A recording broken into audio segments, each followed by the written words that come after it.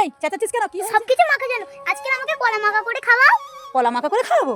হ্যাঁ তাই? হ্যাঁ তাহলে ঠিক আছে, চল আজকে বাংলাদেশের স্টাইলে কলা মাখা করে খাবো। চলো। ঠিক আছে চল। দুষ্টু সোনা বলছে কলা মাখা খাবো, তুইও কি খাবি? তাহলে চল, তোকেও আজকে কলা মাখা করে খাওয়াবো। ঠিক আছে চল, তুই এখানে বস, এখানে বসে থাক। চল তুই ফুলের বাগানে বসে থাক, আমি মাখা। টাইপের প্রথম আমি কলা মাখা খেয়েছিলাম বাংলাদেশ, সেখানে আমার এক আপু আমাকে কলা মাখা করে খাইয়েছিল। খেতে কিন্তু দারুণ হয়েছিল। তখন থেকে ভাবি কলা মাখা করে একদিন খাবো। তো ফাইনালি সেই দিন চলে এলো। দুষ্টু সোনা আমাকে বললো, মা আমাকে কলা মাখা করে দাও।